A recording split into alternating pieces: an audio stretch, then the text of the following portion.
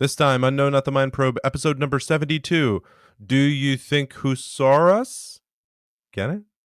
Do you think who saw us? Do you think who saw us?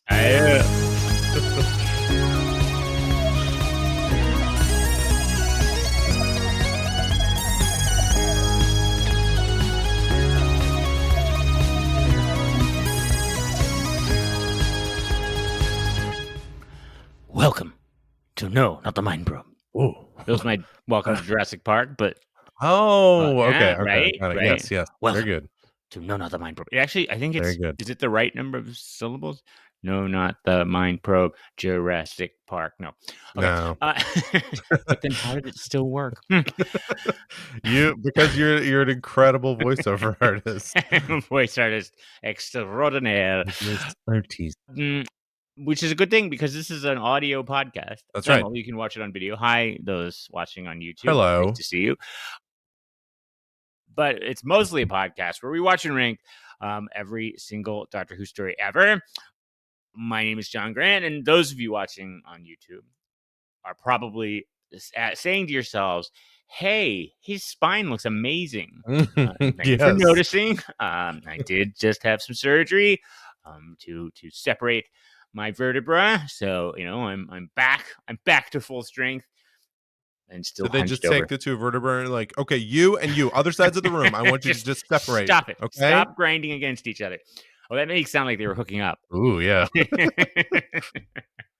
had to stop my Randy vertebra. You have to tell your vertebra to leave room for Jesus and separate a little bit. They can still dance, but just. Do you think that still happens? Do you think kids still have to get separated by rulers at dances? Do they even do dances anymore? I don't know. I don't think so. I think they just do TikToks and they just TikTok each other. Yeah, they just TikTok Pokemon, and I don't, TikTok Pokemon. TikTok the Pokemon. Hey, Pokemon, by the way, came out 30 years ago. So I don't know why. I mean, it is still played by young kids. That's the newest thing I could think of too. Oh, anyway, my name is Porter Mason. Yep. John's been asking me to watch Doctor Who for 26 years. Doing it. And a couple of years ago, I finally said yes. Each episode of this podcast, known as the Mind Probe, we take a look at 2 Doctor Who stories. We're going through the new series in order, albeit slowly. Working our way there. And then John acts as a Doctor Who sommelier and pairs the new Who with a classic Who. John, what do we have in store for this episode of the podcast? Well, as we know, sometimes the pairings are challenging. The links are tenuous. The pairings are challenging. In this case, however, we're looking at Dinosaurs. Again, this is my Jurassic Park. There's going to be a lot of Jurassic Park references in this podcast, I think, because prepare yourself. Or you might say Porter's wedding entrance music was an acoustic version of the theme from Jurassic Park. So what I might say is there's going to be a lot of Jurassic Park references. So, hold on to your butts because there's just going to be a lot of them. Nice. Yeah. That's a young scene. I was actually just to drop some names. I was actually hanging out last night with someone who knows someone who's friends with BD Wong. So who's the Asian guy who's in every single Jurassic Park movie for 5 minutes. Yeah. But yes, why are we having that whole conversation? Because this is a dinosaur-themed episode, and who doesn't love dinosaurs? We start off with the cleverly titled, and I think it's a lot of metaphor here. The cleverly titled "Dinosaurs on a Spaceship" with the great Matt Smith and Karen Gillan. This is the theme of later of Moffat, where it's just let's kill Hitler, dinosaurs on a spaceship. Keep it direct. Yeah, let's not spend time on the titles. Don't overthink it. That's the main thing. You see what you get on the tin, and then we'll pair that. And actually, this is interesting. Here's a thing, and we'll get into this again in the story, where the title, they had to actually deliberately obscure the title. And I'll talk about that in our segment as a little preview, a little taste ahead. But we're going to head back to the Third Doctor era and see John Pertwee and Elizabeth Sladen and the whole unit gang in Invasion of the Dinosaurs. All right, so let's get over to recapping. We'll start with NuWho, Dinosaurs on a Spaceship. That is Series 7, Episode number 2. It's 227 of the 300 currently active Doctor Who stories. Some of them get taken offline. Retire some of them. Like, well, folks, that's it for Unearthly Child, everybody. That's a wrap. It came out on the 8th of September 2012. We did not yet mention this is an Amy Rory and also Nefertiti and John Riddell. Yep. And Rory's Amy dad. was that? And Rory's dad. Yeah. Yes. So we got a whole group of companions. It's a gang, wrap as, of people. as he says. Yeah, it's a gang. And Amy and Rory, you just can't keep them down. You just can't keep them off this no matter show. how hard you try. Again, love them, but ready to move on. I'm going to restate that I am ready to move on. Now you listening, production team from 15 years ago? I mean, exactly. Let's listen to a clip that John has prepared from this, which I'm going to criticize you here, John. He names the clips that he sends me, names the files. And I don't appreciate these ones because instead of saying dinosaurs on a spaceship, it says dino on spaceship. I mean, like, can we just please, can we just not abbreviate everything in this culture? Like the hipsters do. Yeah, that's what the kids do. FOMO. YOLO FOMO. Here's the clip. Don't move! Do you really think I'm that stupid I wouldn't notice? How did you get aboard, hey? Transmat? Who sent you? Doctor, that's my dad. Well, frankly, that's outrageous. What? You think you can just bring your dad along without asking? I'm not a taxi service, you know. You materialized around us. Oh, well, that's fine then. My mistake. Hello, Brian. How are you? Nice to meet you. Welcome. Welcome. This is the gang. I've got a gang. Yes. Come on then, everyone. Tell him something, quick. Yes, thank you. I'm not entirely sure what's going on. You know when Amy and I first got married and we went travelling to Thailand? More the entirety of space and time in that police box.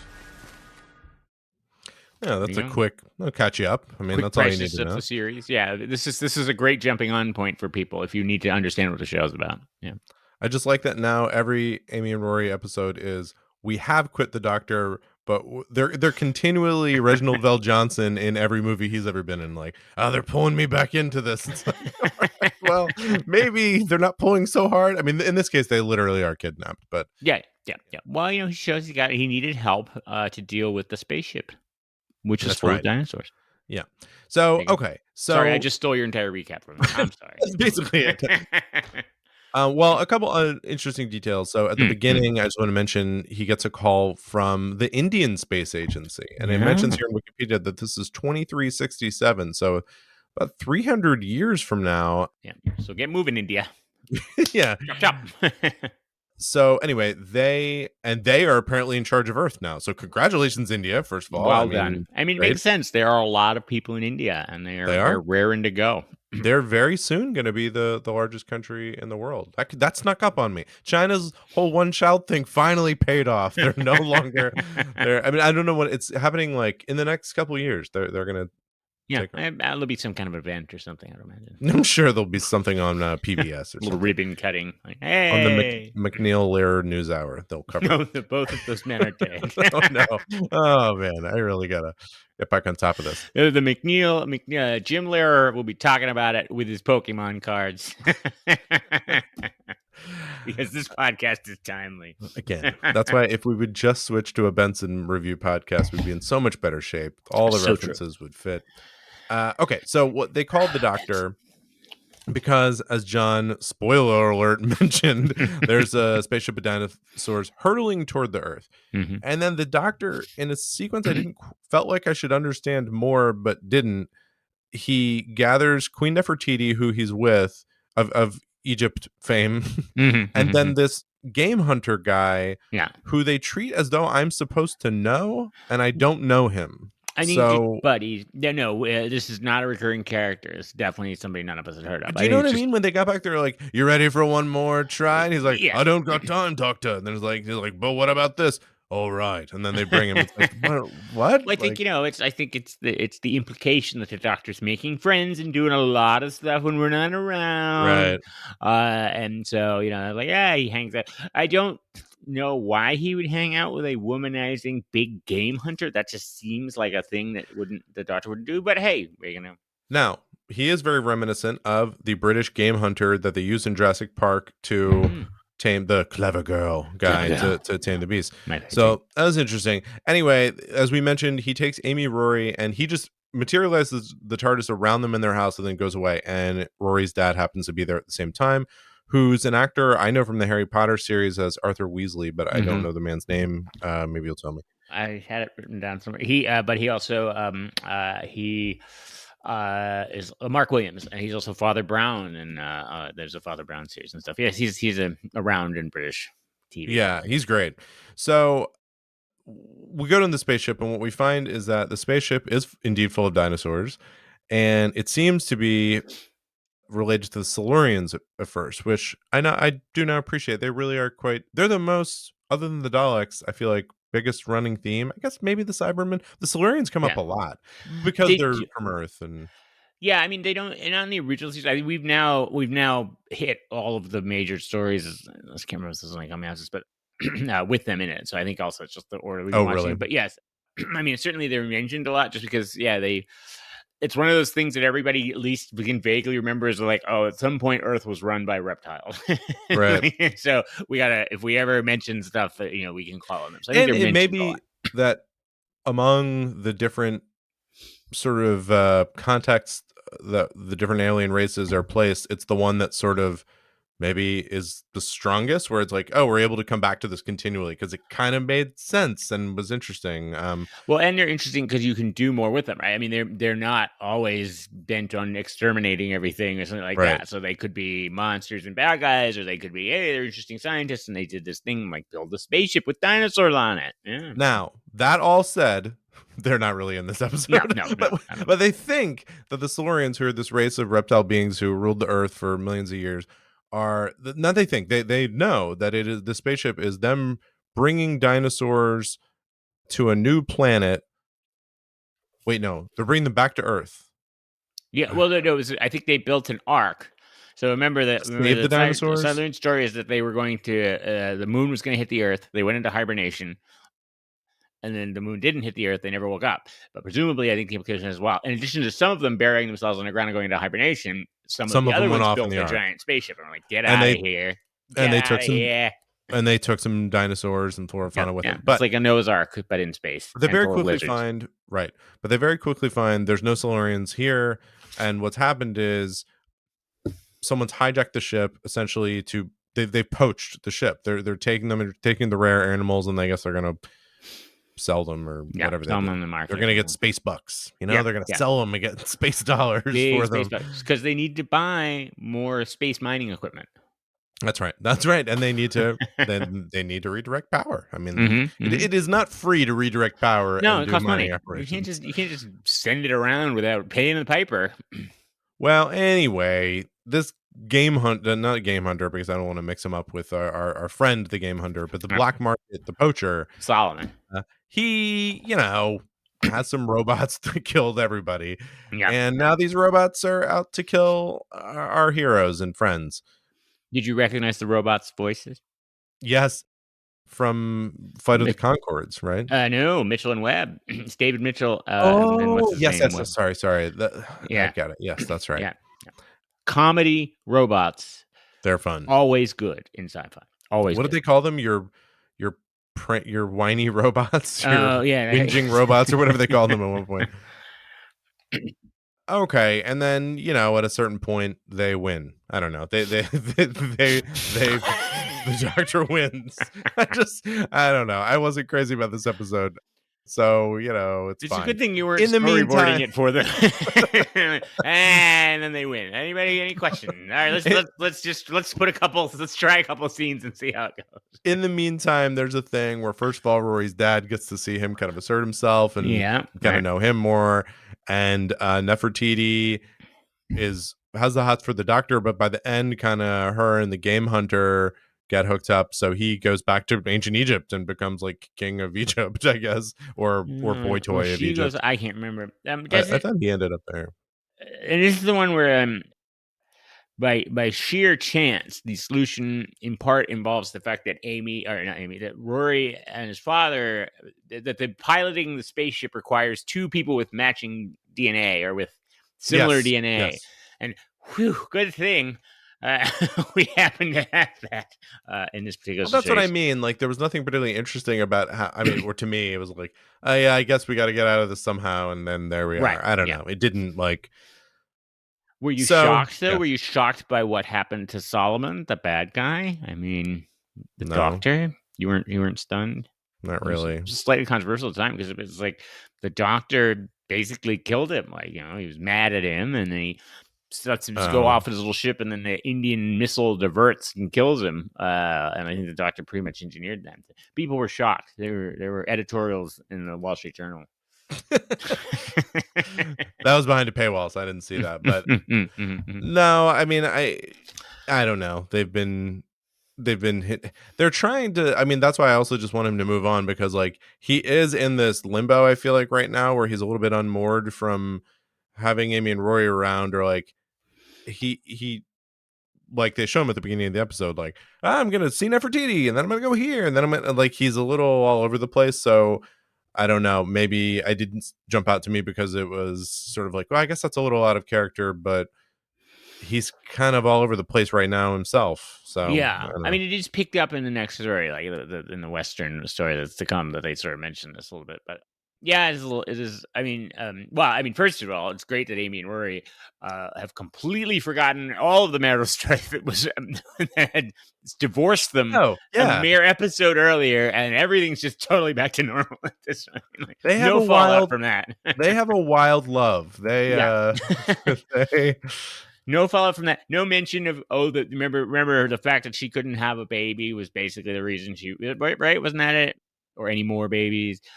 Because TV teaches us that women who cannot give birth are worthless that's right. and should hate themselves, and we should hate them. It's an important. I've noticed this in a lot of television I watch. By If the a way, woman cannot have a baby, she's pointless. one of my favorite things about the having a baby process is at a like birthing class you go to, where you go to this class where they'll say like, look, here's basically what's going to happen. So if you've never had a kid before, and the first thing they ask you is like, okay, so we're going to ask everybody some questions, and they're like, okay, when the woman's water breaks, what's that? And people kind of try to give their layman's version of it, and they're like, and what do you do when the water breaks? And everyone's like, oh, you go to the hospital, you drive to the hospital immediately. And they're like, everyone says that 90% of you say that, and it's because that's what TV uses. Every single movie and TV, when the woman's water breaks, that is the signal the baby's coming, go to the hospital. And they're like, it's not true. Nope. And that's not the case, but it's when the head is hanging out of their vagina.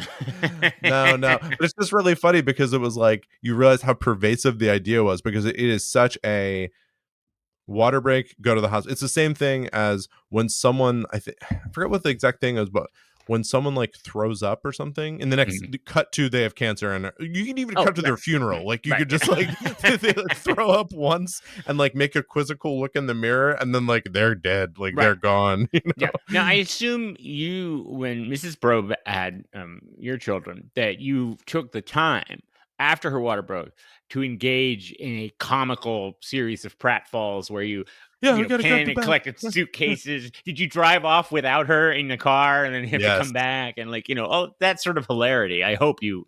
And then we had to take a cab, and of course she had to give birth in the cab on a bridge. We were on a bridge. I did know someone growing up whose name was Bridget, and it was because she was born on a bridge, and so they named her Bridget.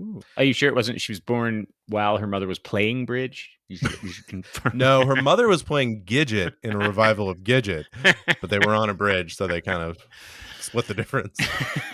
Anyway, hold on. Getting back to the very succinct thing. So anyway, the doctor wins the episode. The doctor wins, and then that's the end of the episode. So what else? Is there anything else to say about this episode? This is written by Chris Chibnall, who has just stepped down as the current showrunner of Doctor Who. So this bodes well for the future. It's did you recognize Solomon, the actor playing Solomon, the bad guy? Again, from Harry Potter, like all things. Yeah, but also he played William Hartnell in the Adventure in Space and Time movie. That was David Bradley. Yes, right. Yeah, that's David Bradley. So very good in that. You got the Mitchell and Webb robots. it radically changes tone, right? It's sort of a funny, jolly story about dinosaurs and then genocide. He just keeps swinging sort of randomly back and forth. I like Amy in it. I think she's very good. I think Amy takes control and seems very good. Sort of, that's how women, when they're in control, they're like, The dinosaur thing and stuff. The dinosaur animatronics and or puppets and or props or whatever are good. I thought they're good. Yeah, I mean, I think, so Doctor Who, the production and Doctor Who fans are heavily scarred by the next story we're about to talk about. So the idea of bringing dinosaurs in, I think, was is sort of a it calls to mind the disaster that's about to be seen. So I think one of the discussions was, well, so this was the season again. I think we talked about the Asylum of the Daleks, where Moffat said he was sort of thinking about he sketched out the season in terms of sort of movie poster ideas, and so it was going to be like all the Daleks ever in the Asylum of the Daleks. And then apparently, if I understand it correctly, his sort of note on this one was dinosaurs on a spaceship. And I guess they just were like, all right, that's the title. This was meant to just be the idea, but then they're like, sure, yeah, fine, dinosaurs. But I guess one of the big questions, of course, was, can we actually do the effects effectively? We cannot have another series of puppets. I mean, I think they're pretty effective, right? I mean, I didn't notice anything that seemed particularly like, this is terrible for a television production, but I don't know. What did you think? You like them? No, I thought they were fine. Yeah, I mean, again, it's a TV show, and I think there was a period of time, weirdly, it was more in the, I don't know, second, third season. It was when it had just started to pick up the first few seasons of David Tennant. That I thought the effects got like really good. Yeah. But of course, we just have to go back to remember it's like that shouldn't be what the thing is about. So yeah, I feel like now they're kind of like, they're fine. A lot of times you see that they're sets, and that's okay. Like, the first Matt Smith season was like the effects were very good. Mm-hmm. They felt almost movie like. I mean, I have to think they must have blown the budget on this quite a bit. And it probably is reflected in the fact that 2 stories from now, in the Power of 3, the Earth is invaded by, and I'm not making this up, tiny black cubes. They're just black cubes. I feel like that's probably a little cost saving, counterbalancing on the dinosaurs. Yeah, I mean, I think, and then of course you get the controversial ending, which I already mentioned. But yeah, I mean, I think obviously this is kind of another one of those sort of lives or dies by the special effects. I think there's probably too many people in it, like, especially because it's kind of like Nefertiti would be kind of cool to spend more time with. Yeah, like, drop the hunter guy, even though he's good, but right. And I liked Amy and Nefertiti's relationship was kind of cool, right? They were both sort of impressed, and they kept referring to her as a queen. Amy as a queen. Yeah, who's your Yeah, that actually is interesting. I didn't really think about that much, but it's like we're bringing in these new people, and then Rory's dad, so you've got to spend time on that. And Rory's dad, and yeah, so like, and then generally you'd want a story that was like, oh, of course we have this person because it's thematically helpful with this story, even if it's like straightforward thing, like we brought a big game hunter because there's going to be dinosaurs, okay, or it's more of a thematic thing where like the father's here and we're following some plot line that has to do with a familial relationship or whatever. Like, when your father puts you on a boat and sends you away to save the species, right? It's like, this is how it's the parallels, right, to that common thing that we've all experienced. That experience really scarred you when your father put you on that boat, right? Go repopulate the earth. And I'm like, but I'm gay. What's he saying? I can't hear him. Don't worry, he'll talk to all those women he'll be banging. Like, I don't want any of them. Yeah. All right, why don't we move on to our classic story, invasion, and then of the dinosaurs. We'll say that. At night. This was season 11. It was story number 2 that year. It's story number 71 out of 300. It's a 6-parter. It aired January 12th through February 16th, 1974. So it predates both me and John. This is the third Doctor and Sarah Jane and the Brigadier, and you mentioned basically all of UNIT. I mean, it's the whole UNIT gang. People left, right, and center. And we have a quip, which I will play right now. There was nothing I could do, sir. He attacked me. Were there no guards? I'd sent them off to fix up a cell, sir. What do you mean he attacked you? There's no mark on you. The Doctor uses a rather unique form of unarmed combat, sir. You'll be court-martialed, Sergeant. Brigadier, So? I'm instituting a full-scale search for the Doctor at once. I shall want the full cooperation of you and your men. They are to shoot on sight. Meanwhile, put this man under arrest. Captain Yates? Well, don't just stand there, Benton. Go and put yourself under arrest. Sir? Where's the Doctor gone?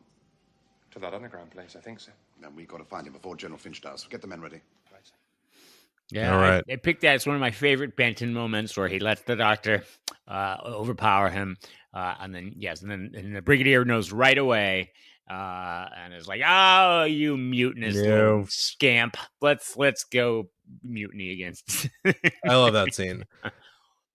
And I would play harder to get with my ranking with this, but I did not do this, but I almost ranked this like my favorite Doctor Who story ever, because it's just so, like, from what I've watched so far, this is sort of comfort food Doctor Who. This whole thing, it's like comfort food Doctor Who for me. It's like, oh, it's Sarah Jane. It's like Pertwee's probably like my favorite Doctor at this point of the classic Doctors. Sarah Jane's like one of the best companions. You get a lot of unit. You get some silly like Gamera like dinosaurs. but by the way, throughout, because like the unit episodes, it's like the actors are like, they're good actors, and I enjoyed like the scenes, and so it's funny. I just want to say, like, I did not rank it, but I almost ranked it number 2 because I enjoy this, and it's a 6-parter. But honestly, I was like, I'm enjoying this. Like, put on another episode. So anyway, the third Doctor and Sarah Jane, who at this point he is now traveling around. He's not stuck on Earth. Yeah. Yes. Yeah. So this picks up immediately after the Time Warrior, which is the first Sarah Jane match. Remember, they went back in time to catch the Centauran, and so this is them coming back. Right. So she's very new, and they reference that a couple times. Even at the end of the story, she's saying like, "All right, Beery, take me back now, right? I'm well, come on, like let's." And then of course she gets, now of course, they accept her immediately at UNIT, a top secret organization, and she's a journalist who, let's remember, they have never really met. And she's just wandering in and out and writing articles.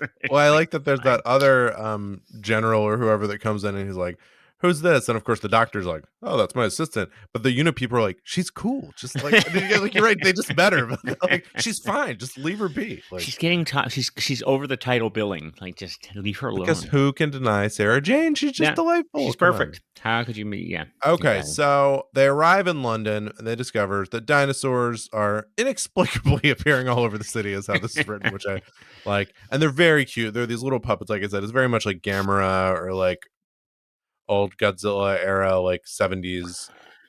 Well, and it is the 70s. I mean, almost to the point where some of them, I mean, they've tried to do some articulation of them, but I mean, there's some moments where it's like, if you didn't know that they didn't have the capacity to do it, you would feel like it was just a toy dinosaur and someone had like a green, their hand in a green glove so that it didn't get picked up, and they were just like bending it over and like.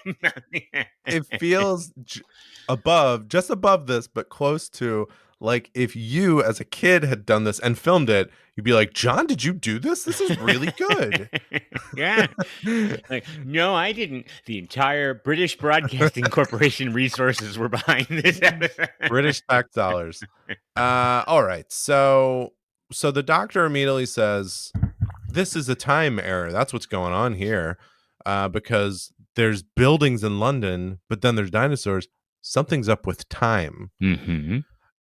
So we meet, I said a general, and who is it? Was he the prime minister? I don't know. He's he's a government guy, like a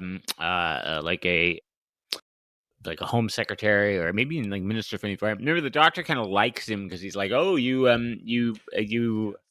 aren't a monster of pollution." Yes, he has some, and he's written a book about like how to preserve the earth and things like that. But what he finds out is that they're messing with time. You messed with the wrong thing, time. And they're making these very, very minor advances of where they can, in a like they can send certain things back in time. But apparently they've made some major. They show them this very small machine where they send like a cup back in time before it's broken. But also in the meantime, they've opened up a rift to get dinosaurs here, so they've been doing okay. And then they're, I guess, currently, I mean, they're researching this to do it, and then he has some ideas of kind of sending Earth back to a simpler time. Yeah. But they're also brought the dinosaurs back specifically to sort of like essentially as a threat, like a bomb. Like we're gonna. Well, they need to clear out London for some reason to do this, and so they brought some dinosaurs forward. That's the easiest way to clear out London. Is Right. Dinosaurs How could we do this? Well, what if we brought dinosaurs in? So now, then, Sarah Jane is captured, and she wakes up on a spaceship, and this is a phenomenal B plot or C plot. She wakes up in the spaceship, and they're all being sent off on an ark to repopulate a new Earth. And what we ultimately find out is it's all made up, and they're just trapping these people in like a room, but they've never bothered to open the door. They're convinced they'll die if they do. No, I know, it's great. And they're in, like, the people that they got here are like all in. They're like, no, this is it, we're gonna do this, we're really proud of what we're doing. They're supposed to be brilliant scientists and academic scholars. It's like, how did they fake the takeoff? And then they were like, hey, we do interstellar travel now? That's great. When did By the way, not only that's crazy that they're duped, Sarah Jane is on top of it in like 5 minutes. She's like, no, I think this is fake. Like, anyway. So it would have been great actually if in the companion second story, she's like, this is completely ridiculous. Then she opened the airlock and was just sucked out, exploded in space. And they were like, oh. But he's going to get them, and then he's going to time scoop. That's what they're calling this thing. They're going to time scoop those people back. They're going to take everybody back, and then I guess somehow convince them that they've landed on a planet without noticing. And so they're basically saying, because they're going to get there and say like, this is a new planet, but it's actually just Earth before, but they're going to do it. Hey guys, we're going to do it right this time. We're really going to do it right. So don't worry about it. Don't worry. Everybody on this ship is white. White English people. I love it. And the only woman we see is too old to have children. So hopefully they thought ahead. Ruth, I love it. She's kind of a bee, that Ruth. So anyway, Sarah gets them off the ship. They arrive and they're like, what the hell, man? We're just locked in a room for I don't know how long, like a year, months. They said months. Yeah, they said like 3 months, I think. Yeah. This is a great plot too. It's a sort of a Deus Ex Doctor kind of a thing where it's like they don't stop them. They activate the thing, the time scoop. But the doctor's like, yeah, go ahead. And then he's like, yeah, it doesn't work on me. He just goes and turns it off. And then that's it. And like, I love it. I get sent back. And yeah, everybody else is still hanging out. I love this story because it's so like weird and complicated. The subplots are bizarre. It just gets all wrapped up. It's the reason I almost ranked it this high is because I currently have as my second ranking thing Robot. Yeah. I think is that the final episode of First Tom Baker. The first Tom Baker. And similarly, it's just campy but like enjoyable. Again, all the actors are doing a good job. So it's not campy in the sense that they're like Delta and the Bannermen or anything like that.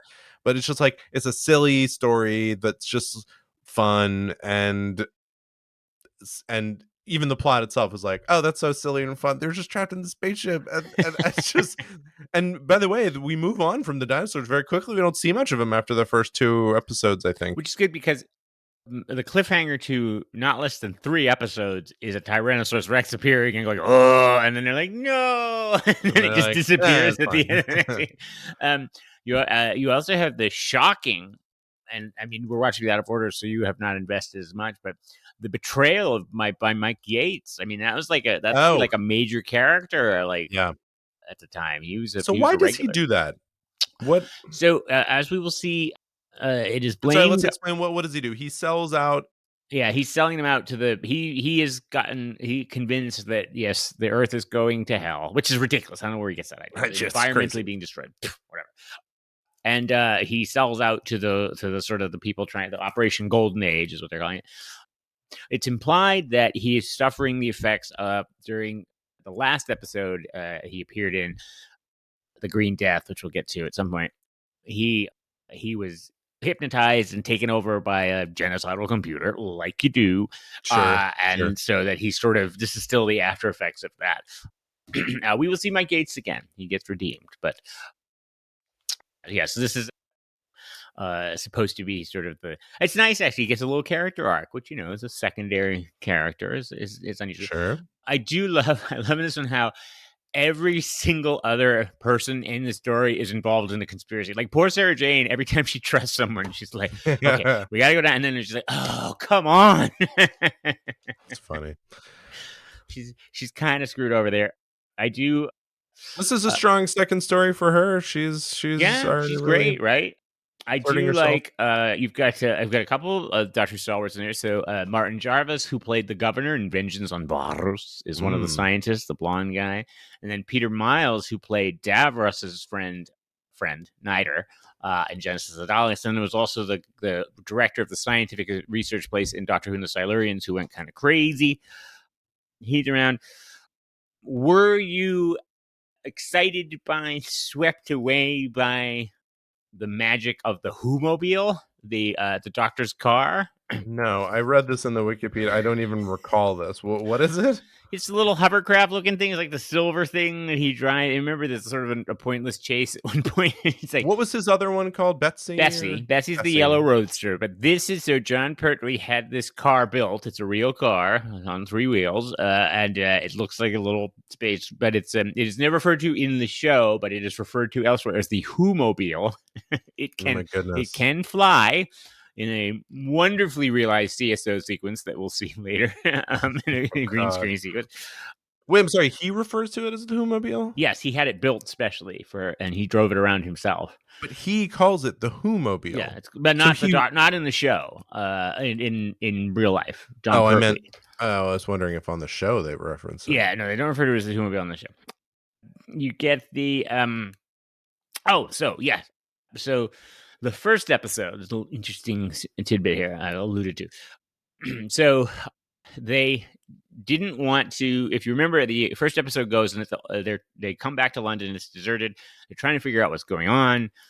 They meet the looters and stuff like that. It's actually quite a dark, sort of scary episode. At one point, there's like a car accident and there's blood and stuff like that. Like, it's surprising. But anyway, they meet the looters to try to figure out something. And the end of the episode, the cliffhanger is a dinosaur appears. Right, so it's a big shock. So they call the episode, and you see it when you watch it on BritBox. They called the episode just Invasion because they didn't want to give away the twist, right? So episode 1 is just called Invasion. So, but there was an earlier Patrick Troughton episode called Invasion from years ago. So they are going through and junking old episodes, as they do, and which is why we have so many missing episodes. And when they went to the archives, they accidentally got rid of this episode instead of episode 1 of the Invasion. Although they also got rid of that too later. But anyway, so this episode only existed in black and white. They had the black and white copy, but not the color copy. Oh. So this episode only existed in black and white for a while. They've recolorized it since then. But yes, to keep the secret safe of the twist. Then this is by Malcolm Hulke. This is the thing I noticed is because I'm trying to figure out. So Malcolm Hulke, or Mac Hulke, wrote a lot of the Hero Doctor Who and the Silurians, the Sea Devils, Colony in Space. He's written a lot of Third Doctor stories. And so I wrote a couple second Doctor. He was a communist, sort of very, very liberal, kind of 60s, 70s liberal guy, and just a lot of his stories reflect that. Very pro-environment, all that kind of stuff. But I can't quite figure out. He makes the sort of liberal hippie characters, the people on the spaceship, are all jerks. It's like, I can't quite figure out what he's trying to say here. It's like, is he all satirizing them? They all sound so brainwashed and like, no, it's great. And then of course you do judge them because like, guys, you're just sitting in a room, like no one figured this out. So yeah, they don't seem... yeah. And the whole plan, right? Operation Golden Age, it sounds like a great idea, right? I mean, so I can't tell who he's satirizing here, or is he just saying like, oh, all of the solutions to the environment are ridiculous, or the idea to be concerned about this is foolish? Because the show certainly, at the time, the producer was very trying to be activists, and he had done some stuff on pollution and things like that. So they clearly were very much they were not taking sort of a 70s establishment like anybody who cares about environmental stuff is stupid. They were on board. Right. It's a weird. I was like, what are you trying to say here? Because nobody's coming off great. Who's in favor of this stuff? Oh man, I really love this episode. Well, it's been maligned for many years because of the special effects, but a lot of people acknowledge the story is great. It's a very clever, the idea and sort of the whole conspiracy and stuff. It's a pretty clever story. And yes, as you say, everybody's acting their socks off, right? I mean, it's also a great Brigadier story, right? He's being his classic Brigadier self. I love the map. I love that they're in they're in an elementary school classroom instead of the usual headquarters, because they have a temporary headquarters. And then, of course, they just have the sequence where he's just got a map and he's just like, yellow pins are Tyrannosauruses and red pins are Stegosauruses. Like it matters.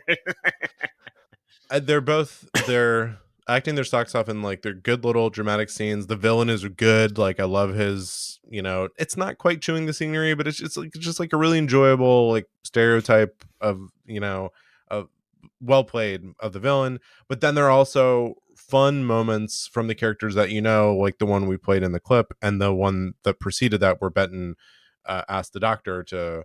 So we need to talk about it. But right before then, you mentioned that Benton is told to do your stuff on him or whatever. And he's told to take the doctor to the lockup. Yeah, and you think, especially because Yates just turned like, okay, maybe they've turned on the doctor, and then it's like, no, Benton's like, okay, I guess you're about to overpower me, so let's go ahead. And that's a really like nice. There's also got lovely moments because I think there's at least one moment where they don't have all their usual unit equipment or something, so it's just a bunch of soldiers in the doctor's car, like so they're just in like Pepsi or something. It's wonderful. Theme, theme, theme, theme, theme, theme, theme, theme, theme, theme. Theme, theme, theme, theme, theme, theme, theme, theme, themes, and the themes. As John mentioned, I'm looking in awe at my Jurassic Park acting. John just stood up. If I could take my glasses off with my headphones around. Yeah. That was not what was played at my wedding. What was played at my wedding was theme, theme, theme, theme, theme, theme, theme, theme, theme, theme.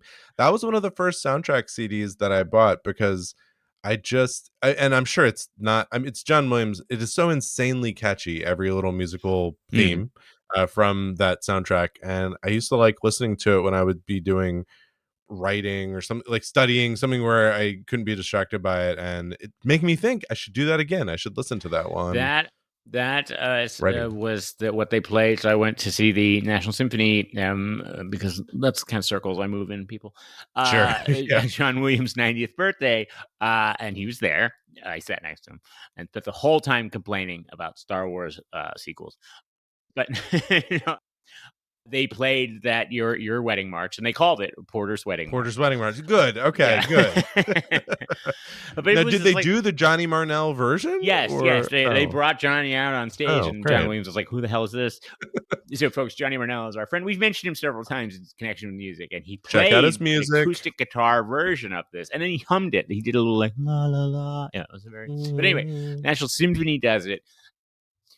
And as with so many things at this concert, it was just one of those things where you're just like, oh, this is really good. Like, because it's that one starts very quietly. And then there's a moment when the cellos come in. And when you're hearing this live with like the symphony, and it's like beautiful. And it's like, and you're just like, oh, this man scored my entire childhood.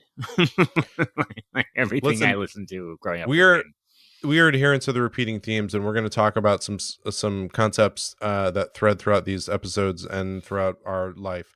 But I did want to mention, we've mentioned Johnny Marnell. You can go to like these music services and search for Johnny Marnell, and one of his albums comes up as well as his songs from Platinum Hits. So check it out. He has great songs. Yeah, all right. You're welcome, Johnny. You're welcome because look, that's what's called. You're about to get let me just warn Apple Music and Spotify. You're about to get what's called the Mind Pro bump. And it's going to overwhelm you. Look, just take a breath, put on a pot of coffee. You guys will get through this. Oh boy, Apple Music's about to shut down, isn't it? Rush.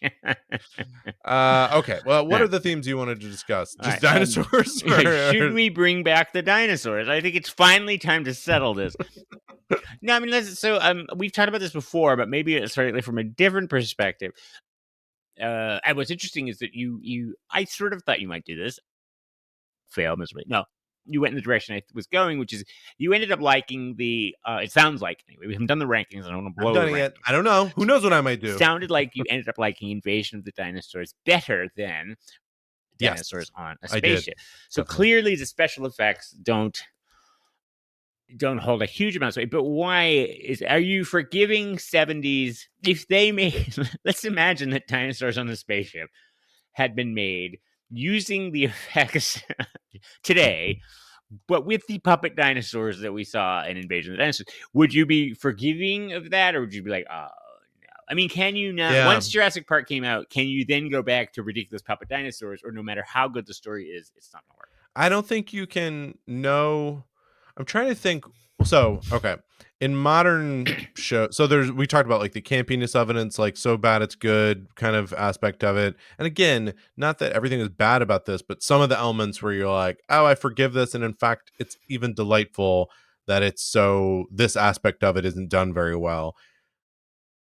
Can you have that feeling in real time about a current TV show? Once the glass is broken on a level of effects, right? Do you then expect that all the time? Because, and I'm trying to think of examples. So there's purposeful stuff like this, right? Like we mentioned many times in the show, and we're both fans of Garth Marenghi's Dark Place. It is done to spoof this, and so they make their effects and sets and stuff look like bad 70s horror anthology TV show. They make, not anthology, but they make it look like that.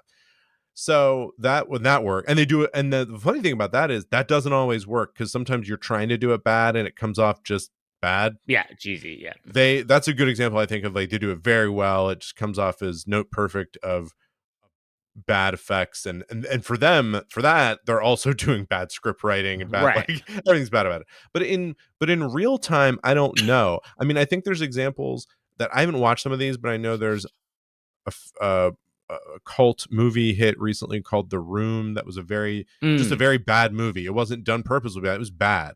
Mm-hmm. And they did a movie about it with that was really good. This isn't about, well, I haven't seen it, so this isn't I don't think it's about the effects of it all, and that's probably part of it, but still, it's just an example of like that kitsch. That's the word I've been looking for, not camp. Kitsch. Mm-hmm. That kitsch is happening in like real time. Like the movie just happened, but it's also already kind of kitschy. Like you're winking at it and watching it.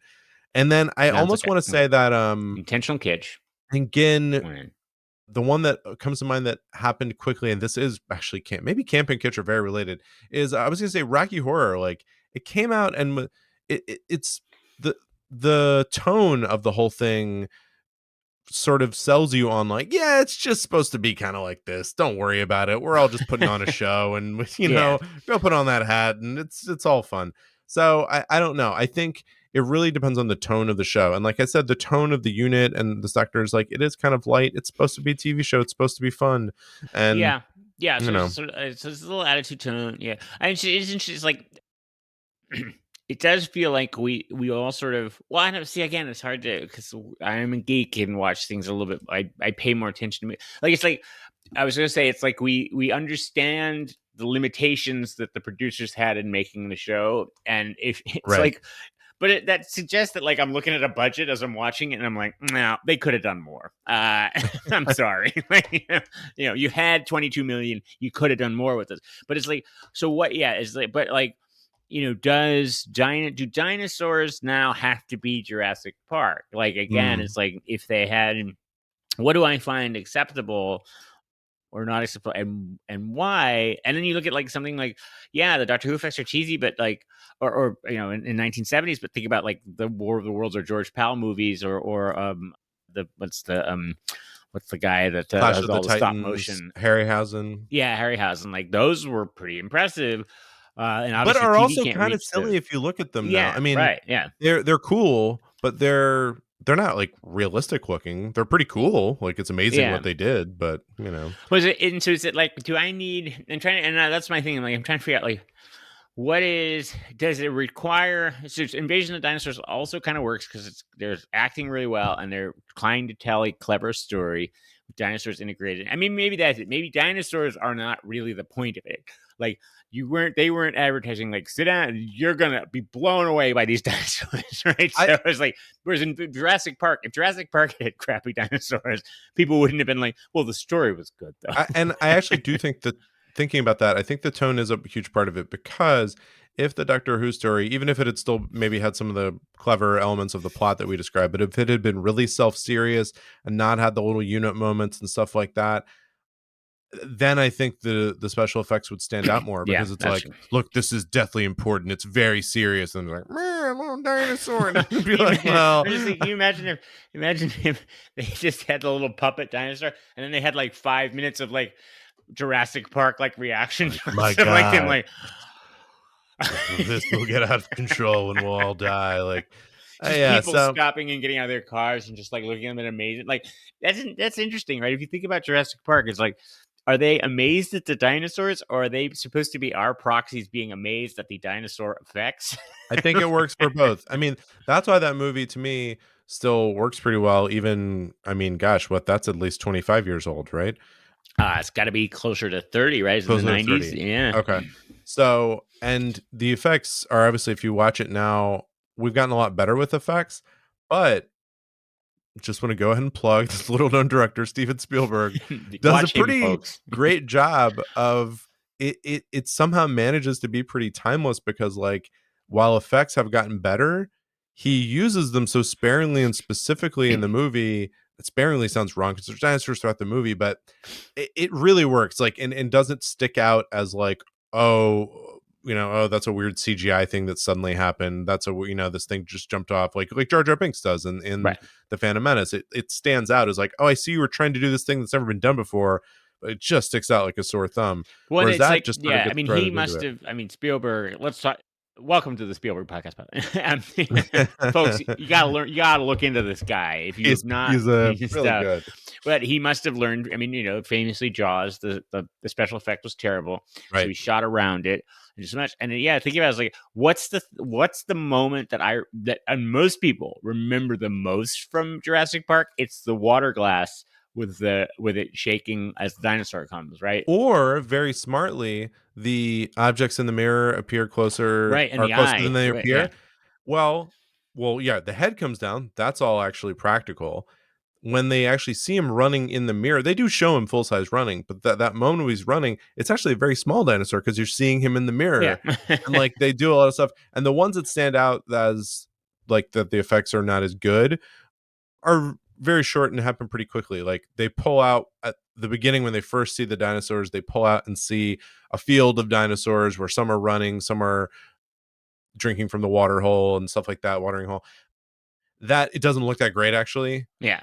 but it moves on quickly and it's not a key like moment. And all the key moments, like you said, like the one you mentioned and others, it's done either by all practical or a really good mix of digital and practical. And again, Steven Spielberg, I know we're a broken record here. I have not seen his new movie, by the way, The Fablemans. It'd be nice, very folks. good. It'd be nice if the Academy, we're heading into Oscar season, and I know a lot of the Academy listens to this podcast. So Yes. take notice, Steven Spielberg, because he has that Fablemans movie. I think he Yes. might be up for something. So Might give the be. kid a little bit of recognition. That's right. I think you should. Another bold not the mind Out on a blown limb. assertion. So far, we're out look, on a folks, limb. if you came here not to have your mind blown with controversy, sorry. We're not going to play it safe here. We're going to recommend Spielberg. Not only are we going out on a limb to say Jurassic Park is good, like that's first of all, like that's out on a limb. But second of all, we're actually going so far as like, you know what? I think Spielberg in general is pretty I good. think I you know what? Give him the benefit of the doubt, folks. Yeah. So so there you go. Well, look, you there are want it 300 edgy, folks? Well, yeah.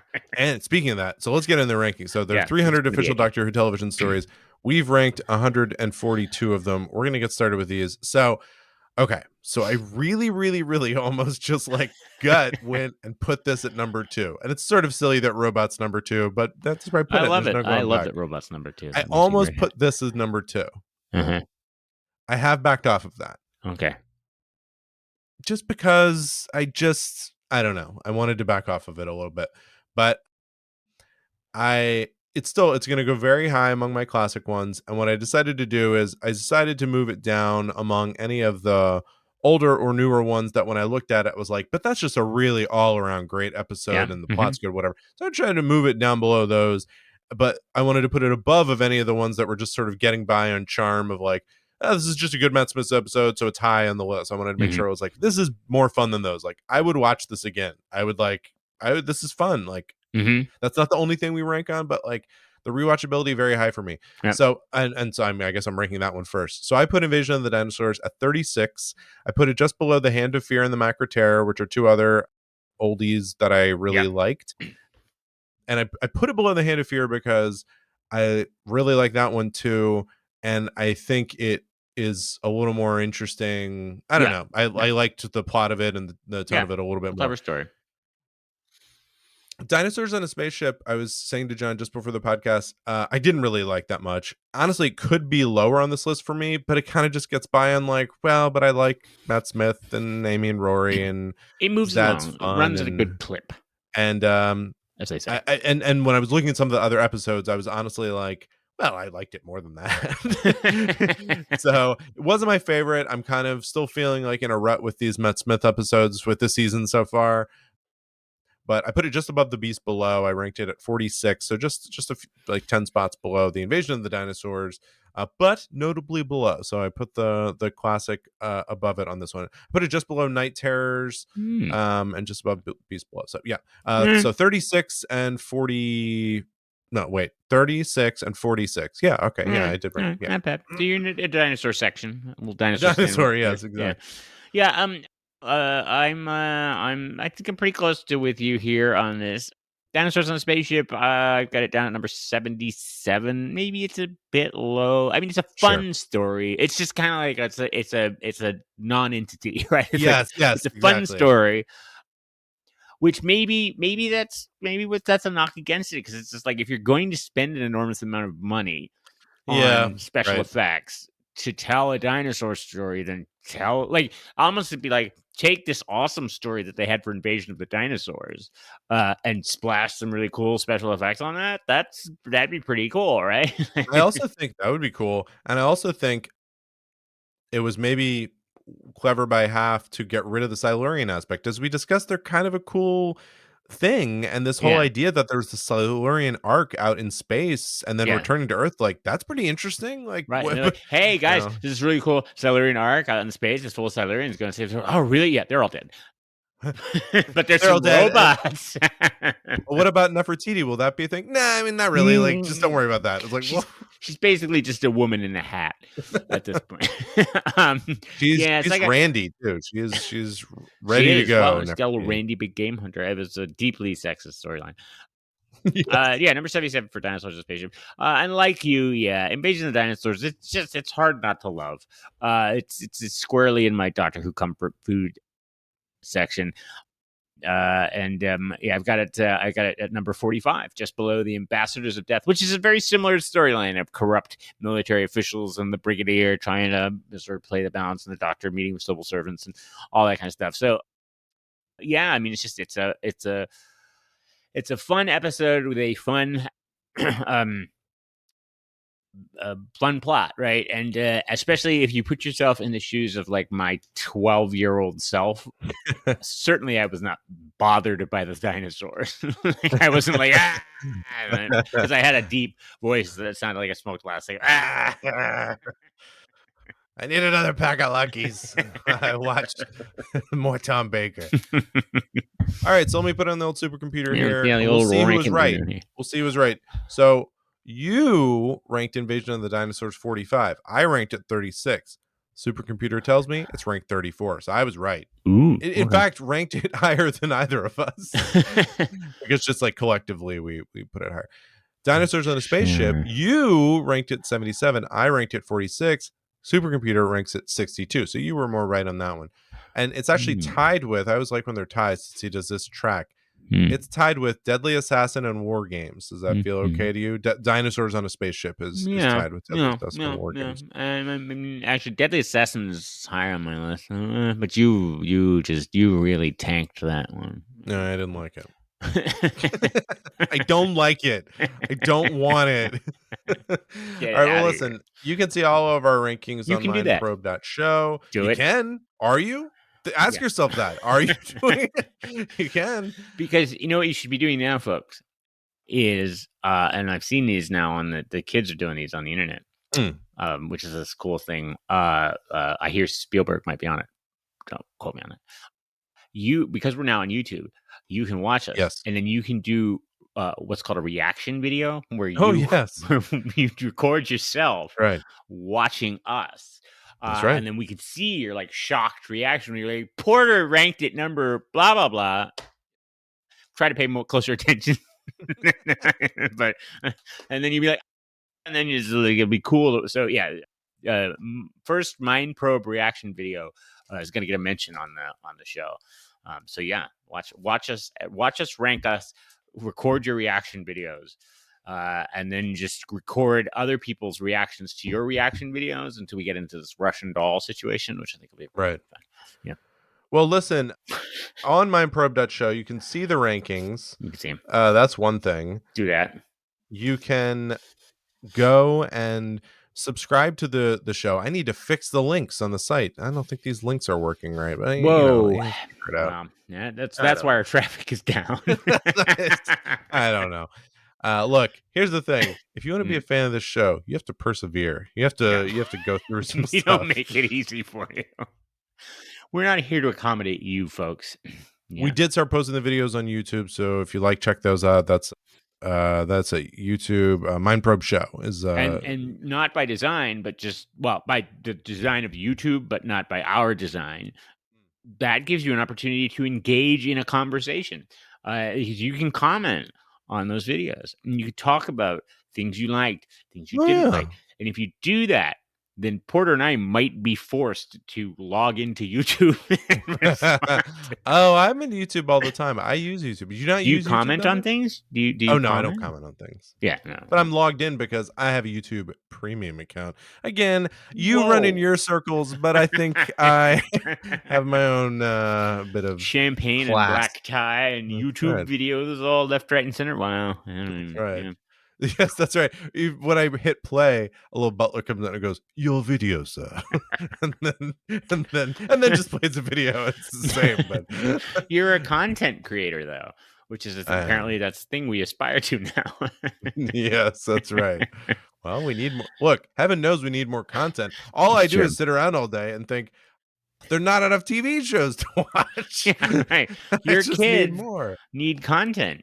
Your kids are going to need this content. Yeah. They do. All right. Well, listen. You're going to be like, we want to go outside. And you're like, no, sit inside and watch more content. People didn't create this content for you to ignore it. I'm a content creator. I know the sacrifice. Speaking of content creation, John, what do we have in store for next episode of this podcast? Good segue. So continuing our theme of episodes that are difficult to find the linking theme. We head on out to the old west, Porter. Pew, pew, boy. Pew, pew. Yeah, we do, don't we? Gunshots. Oh, boy.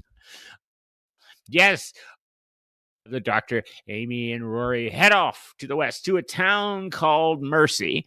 The next in our little Amy Rory lap of honor as we head towards their wrap up. And I've paired that with, I think this is going to be an interesting conversation because this is a well-known for perhaps ignominious reasons First Doctor story. First Doctor, Stephen and Dodo in The Gunfighters. Well, I can't wait to watch that, John. Get them doggies. And talk about it. And I also can't wait to water my lawn in the spring. I can't wait until spring comes. It's actually been a very mild winter, so I can't wait until Yeah, spring. Sensei, what are you talking about? Yeah, Should we mention Beverly first? So here's to the future. We got sued massively. Massive lawsuit. I mean, well, to the pretty point that thick. we actually had to. It was an antitrust suit. We had to break up No Not the Mind Probe into all its different pieces yeah. because we used to own a chain of adult video stores. Mindprobe.show.